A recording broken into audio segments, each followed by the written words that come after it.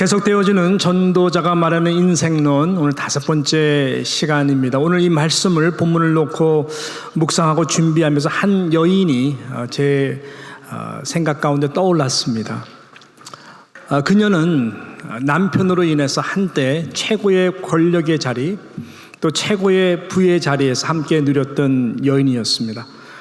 그러나 그 누구도 또 그 무엇도 이 여인에게는 위로가 될 수가 없었고 외로이 고독히 세상을 떠났던 여인이었는데요. 제가 이름 말씀드리면 여러분 잘 아시는 사람입니다. 그녀의 이름은 제클린 케네디 오나시스라고 하는 이 여인입니다. 이 여인의 이야기를 시작하면서 오늘 말씀을 증거할까 합니다. 1929년 미국 뉴욕주 사우스햄턴에서 태어나죠. 어렸을 때부터 워낙 미모가 이쁘고 귀엽고 많은 사람들에게 사랑을 받았다고 합니다. 워낙 영리하고요, 예술적인 감각이 탁월했다고 합니다. 그래서 메트로폴리탄 오페라 하우스에서 어렸을 때부터 이 발레를 배우고 이미 11살이 되기 전에 이 프렌치어를 다 능통하게 습득할 정도로 아주 그러한 아름다운 소녀였죠. 그 정도가 아니죠. 국립 주니어 승마 경연대회에서 1등을 할 정도로 다방면에 아주 달란트가 많은 그러한 탁월한 소녀였습니다. 그리고 조지 워싱턴 대학을 졸업하게 되죠. 그리고 일할 방향을 그녀는 워싱턴 아임스 헤럴드라고 하는 그 신문사에서 일을 하기 시작하는데, 그녀가 하는 일은 유명 인사들을 찾아가서 인터뷰를 따오고 인터뷰를 하고 사진을 찍고 그 다음에 기사화하는 것이었습니다. 그 방면에도 너무나 탁월했어요.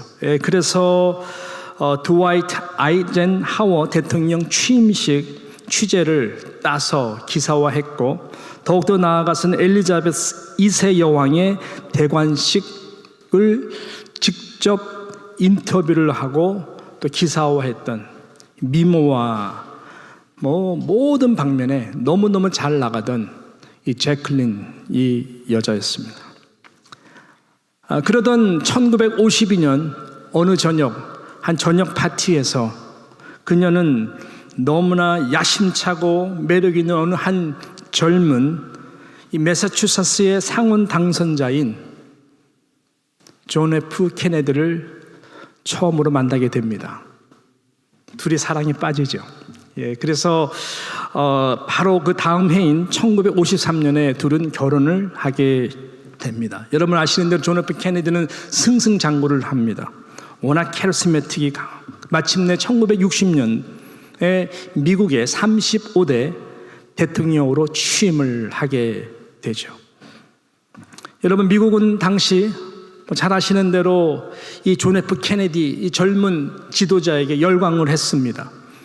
그의 탁월한 연설, 그의 카리스마틱한 그런 디사이시브한 리더십, 모두가 열광을 했습니다.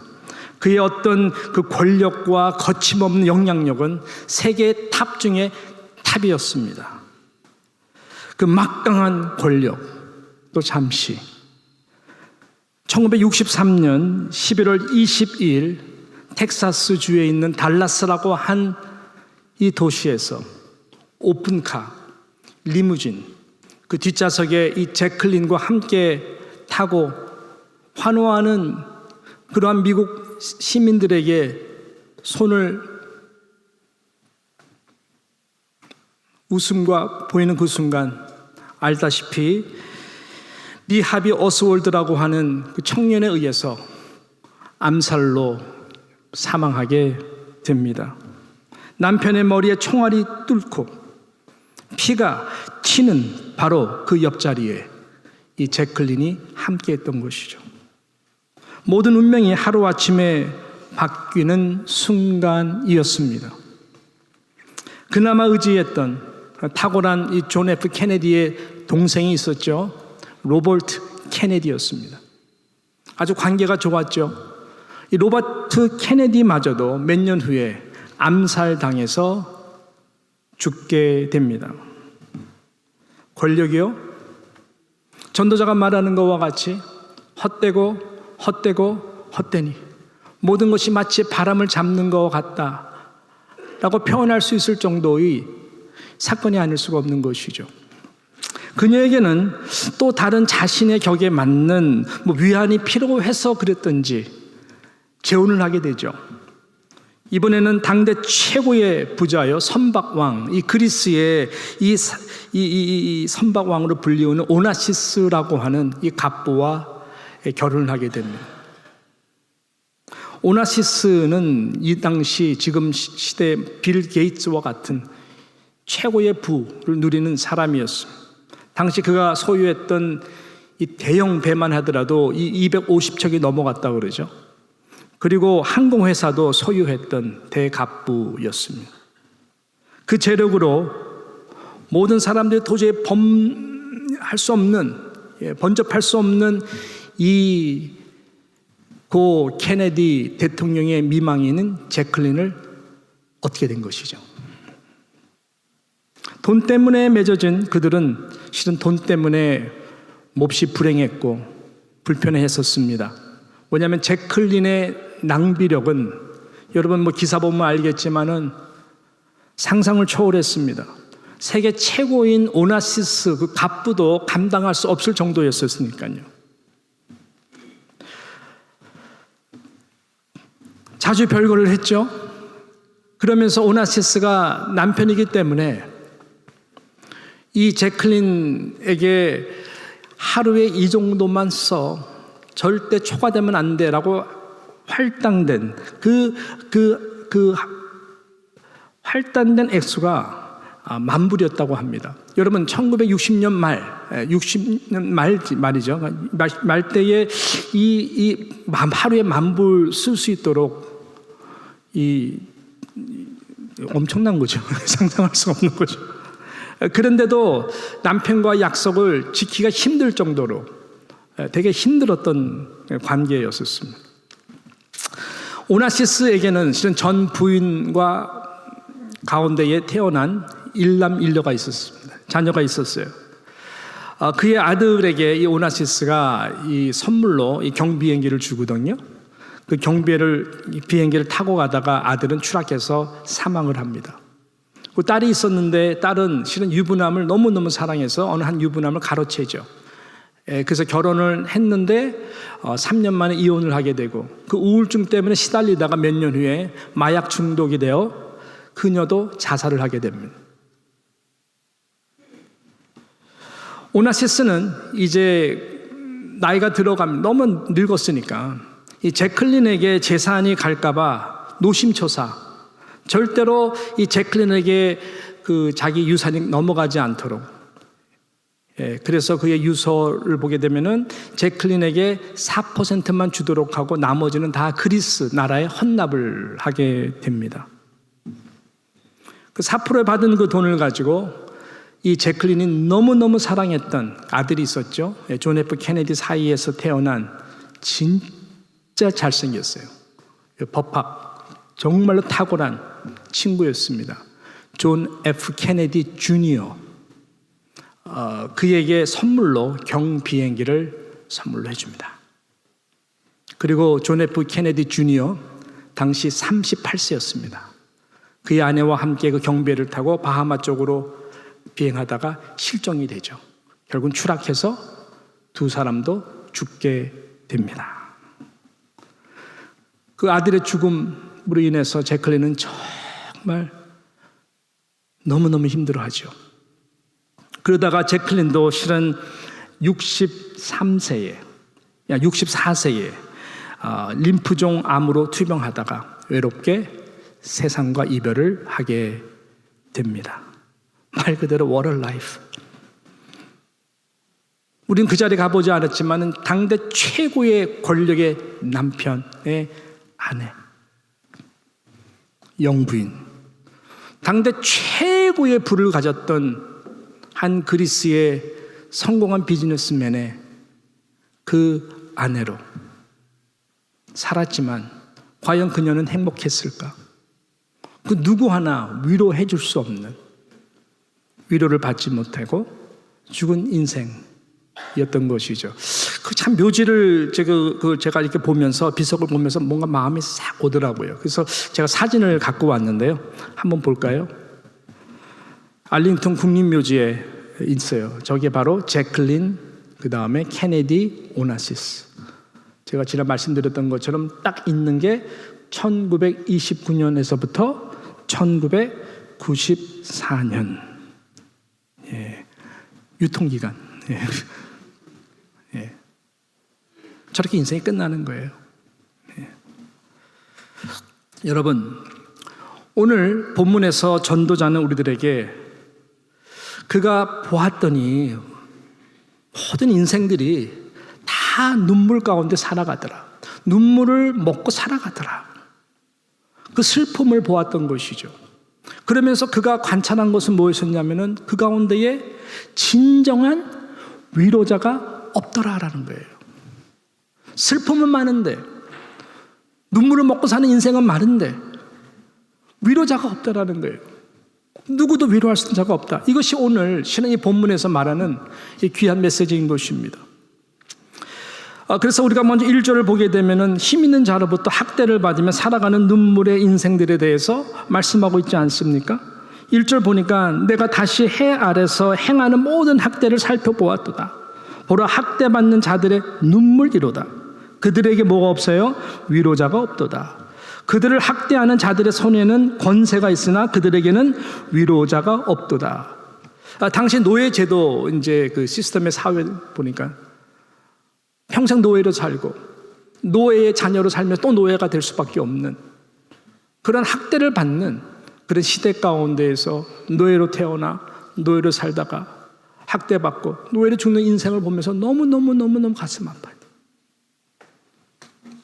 그리고 4절을 보게 되면은 이런 말씀이 있죠. 4절에 보니까 내가 또 본즉 사람이 모든 수고와 모든 재주로 말미암아 이웃에게 시기를 받으니 이것도 헛되어 바람을 잡는 것이로다 라고 말씀하고 있는 것입니다. 조금 다른 맥락의 말씀이지만 이 말씀은 저 사람들은 도대체 얼마나 재주가 있고 은사가 많기에 뭐 일을 하면은 뭐 이게 다 잘 돼?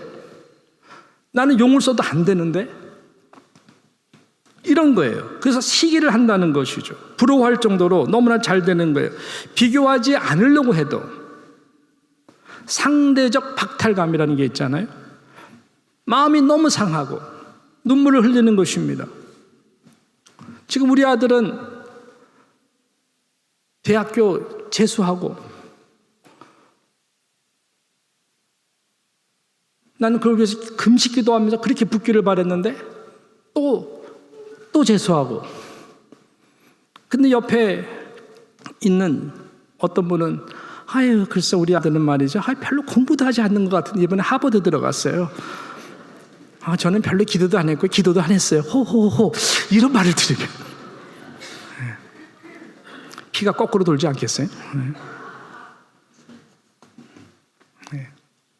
그 자존심 상해서 피눈물이 나지 않겠습니까?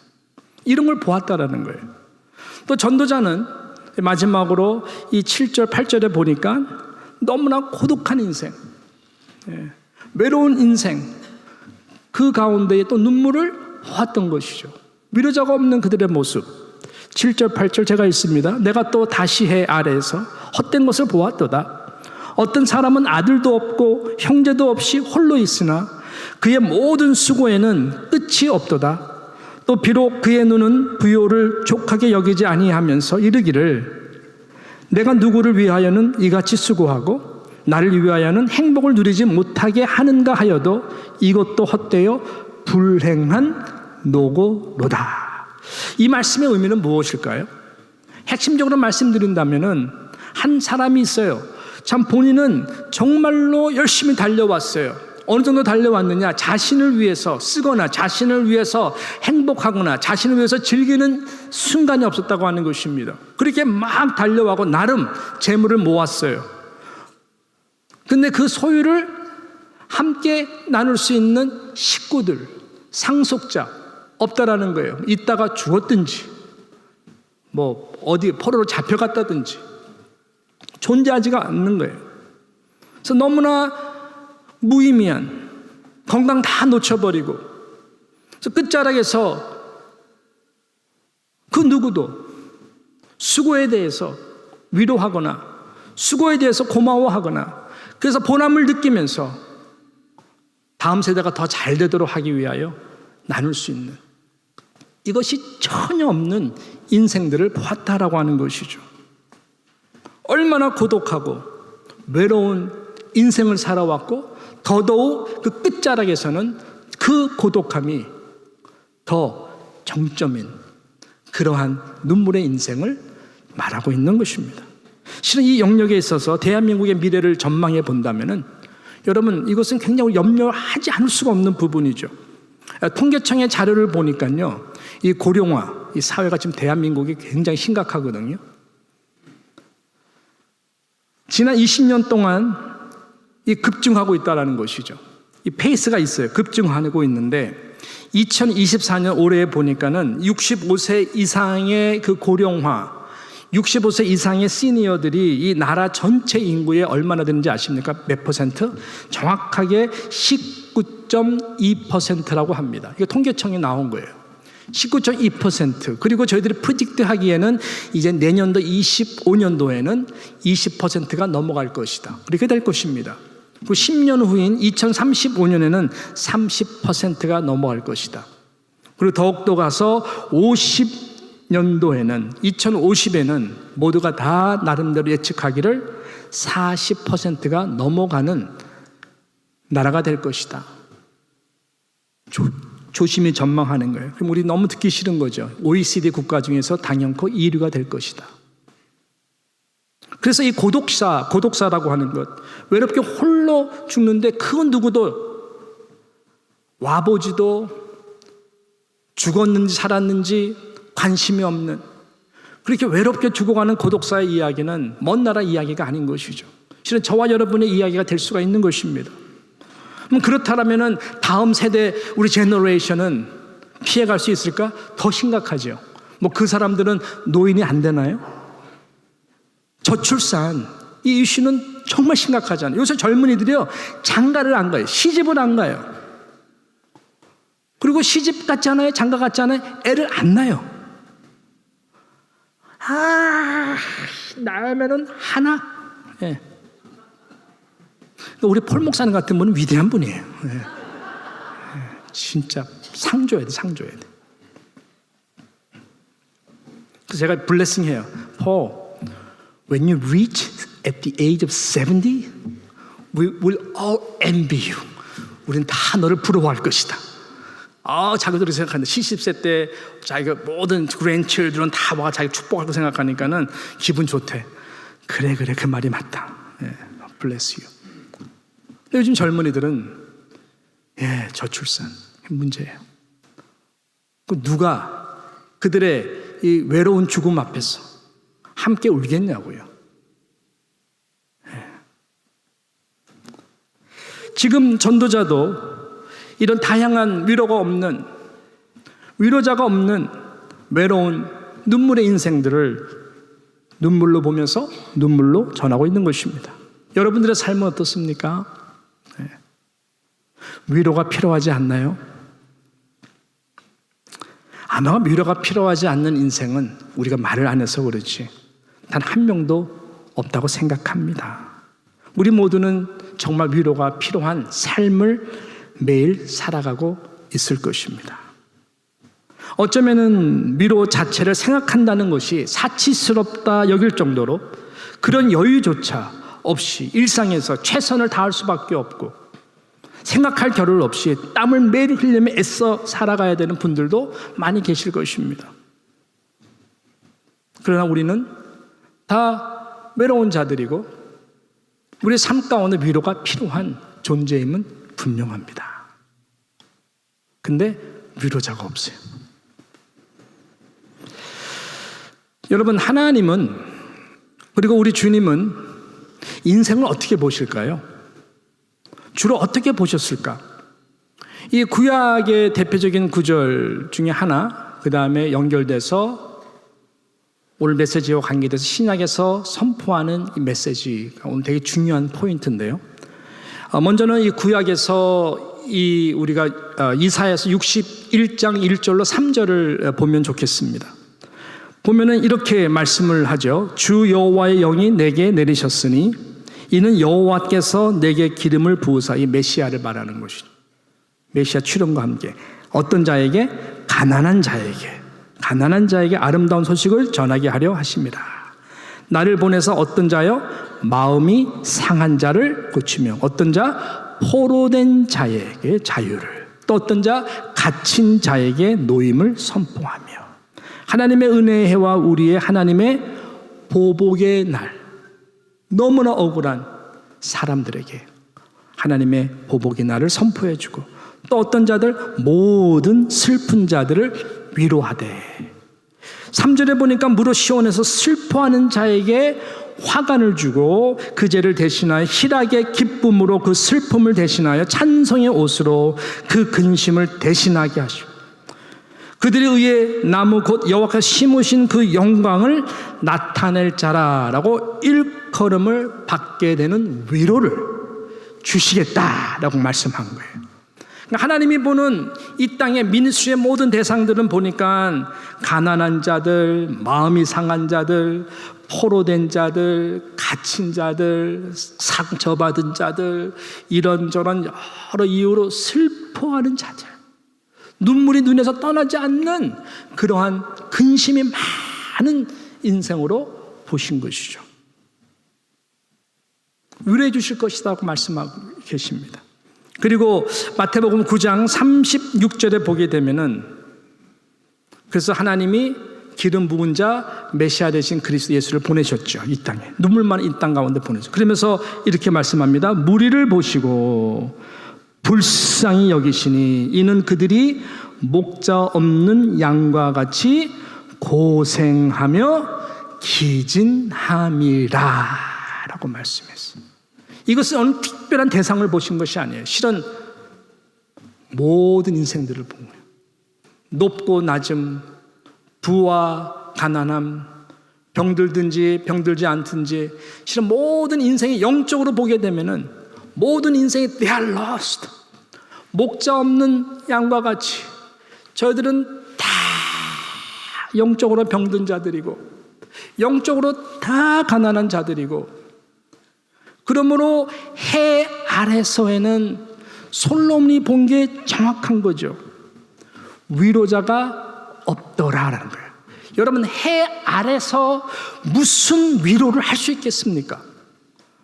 저들의 눈물을 정말로 참 위로자가 닦아줄 수 있는 자가 어디 있겠냐고요. 존재하지 않는 나라에서 보는 것이 맞는 거예요. 왜? 해 아래이기 때문에 그래요. 그럼 저들의 눈물을 정말로 닦아주고 저들을 위로해 줄 수 있는 것이 누구일까요? 무엇만이 저들의 위로자가 될 수 있을까요? 오직 하나님입니다.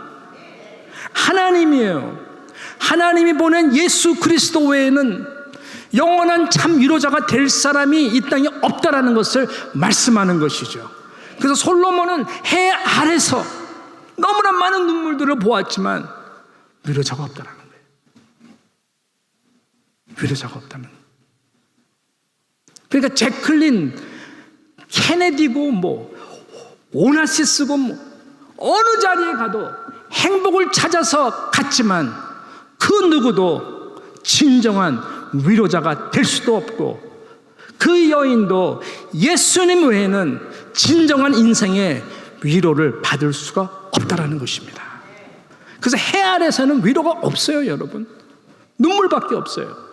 이것이 지금 전도자가 우리들에게 말하는 너무나 중요한 포인트다라고 하는 것이죠. 믿으시면 아멘 해주십시오. 그래서 오늘의 이 메시지가 그래서 중요한 것입니다. 여러분의 관점을 바꾸셔야 돼요. 네. 우리 주님은 지금 이 자리에 우리와 함께 계십니다. 네. 그리스도의 영이 성령이기 때문에 성령은 보혜사, 위로자거든요. 이 말씀을 통해서 정말로 여러분들에게 전하는 전화, 듣는 여러분들 위로하기를 원하세요. 예. 할렐루야. 예. 그래서 주님은 내가 너의 눈물을 안다. 나도 이 땅에서 많이 눈물을 흘렸다. 너의 아픔을 안다. 너의 그 속상함을 알고 억울함을 안다. 너의 외로움을 알고 너의 고독함도 안다. 너가 바등바등 애쓰고 용을 써도 그 이상을 넘지 못하는 한계 때문에 오는 좌절감 속에서의 상대적 박탈감, 무기력증, 내가 다 안다. 네가 지금 두려워 떨고 있는 그 부분도 나는 안다. 나는 죽음까지 다 갔지. 여러분, 그래서 우리는 under the sun, 해 아래가 아니라 under the sun, 하나님의 아들이신 예수 그리스도 안에 거할 때 주님의 약속을 받을 수 있는 것이죠. 나의 위로, 나의 참사랑이 너에게 용기가 되고 너의 힘이 되고 내가 위로가 되어줄게. 이렇게 영원한 위로자가 되기를 원하시는 것이 우리 주님이다라고 하는 것이죠. 사랑하는 뉴욕 장로교 성도 여러분, 우리 모두는 정말로 위로가 필요합니다. 말씀을 증거하는 저에게도 위로가 필요합니다. 제 아내도 위로가 필요합니다. 우리 사랑하고 존경하는 장로님들도 위로가 필요합니다. 우리 권사님들, 안수 집사님들, 우리 모든 직분자들, 모든 성도들, 이 자리에 있는 모든 한 분 한 분들 다 우리 위로가 필요한 존재입니다. 그래서 오늘 전도자는 우리에게 결론적으로 이렇게 말씀을 하고 있습니다. 그러므로 함께 혼자가 아닌 서로 둘 함께 서로 위로자가 되기를 애쓰라라고 말씀하고 있는 것이죠. 그것이 바로 9절부터 오늘 마지막 절 읽었던 12절까지의 말씀이죠. 두 사람이 한 사람보다 나으면 그들이 수고함으로 좋은 상을 얻을 것입니다. 위로죠. 혹시 그들이 넘어지면 하나가 그 동물을 붙들어 일으켜리니와, 이거 위로죠. 홀로 있어 넘어지고 붙들어 일으킬 자가 없는 자에게는 화가 있으리로다. 또 두 사람이 함께 누우면 따뜻하거니와 한 사람이 어찌 따뜻하랴. 한 사람이면 패하겠거니와 두 사람이면 맞설 수 있나니 세 겹줄은 쉽게 끊어지지 아니하느니라 라고 말씀해요. 여러분, 우리 주님이 내가 너의 친구가 되어줄게, 내가 너의 모든 것이 되어줄게, 내가 너의 동반자가 되어줄게, 여러분 그 음성으로 우리에게 항상 다가오시는 것입니다. 저는 마지막으로 이 함석헌 씨가 쓴 유명한 시죠. 그대 그런 사람을 가졌는가. 감동이 되죠. 전체는 안 읽고 제가 몇 구절만 읽도록 하겠습니다. 말리길 나서는 길 처자를 내맡기며 마음 놓고 갈 만한 사람, 그 사람을 그대는 가졌는가. 너무나 멋있는 말 같아요. 온 세상이 다 나를 버려 마음이 외로울 때에도 저 마음이야 하고 믿어지는 그 사람을 그대는 가졌는가. 마지막 탔던 배 꺼지는 그 시간, 구명대 서로 사양하며 너만은 제발 살아다오 라고 할 그 사람을 그대는 가졌는가. 참 멋있는 것 같아요. 이런 사람이 있으면 얼마나 좋을까. 근데 보니까요, 우리 주님이 그런 분이시더라고요. 정말로 죽어가는 그 순간 십자가 죽어가면서 학진아, 너는 살아야 돼.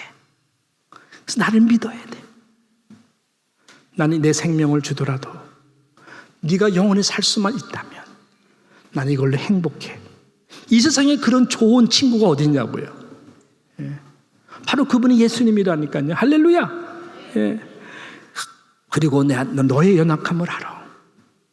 그래서 보혜사 성령을 우리에게 보내주신 것이고, 우리는 그 성령 안에 지금 예배를 드리는 것이고, 성령을 의지하고 말씀을 전하는 것이고, 성령의 감동으로 말씀을 듣는 거 아니겠습니까? 할렐루야. 예. 그러면 그걸로 충분한 위로 다 받은 거 아닌가요? 그걸로 이미 다 충분한 영원한 위로가 된 거 아닙니까? 예? 그죠? 그래서 우리에게 필요한 것은 서로를 불쌍히 여기는 마음입니다. 서로를 불쌍히 여기는 마음. 주님이 가졌던 불쌍히 여기사 성령은 위로해 주시는 자이기 때문에 나를 위로해 주고, 또 그 다음에 연약한 자들을 볼 때에 정죄하는 것이 아니라 좀 위로해 주고, 그 사람 입장에서 한 번 더 생각해 주고, 따뜻한 말, 격려가 되는 말, 따뜻한 미소와 그 사람을 위해서 기도할 수만 있다면, 누군가 널 위하여, 누군가 기도하네. 눈물이 나서 도저히 기도할 수 없을 때 누군가 널 위해 기도하네. 주님은 저와 여러분의 위로자가 되시는 그 모든 목적은 이제는 네가 나 대신에 다른 사람을 위해서 위로자가 되어주렴, 그걸 원하시는 거예요.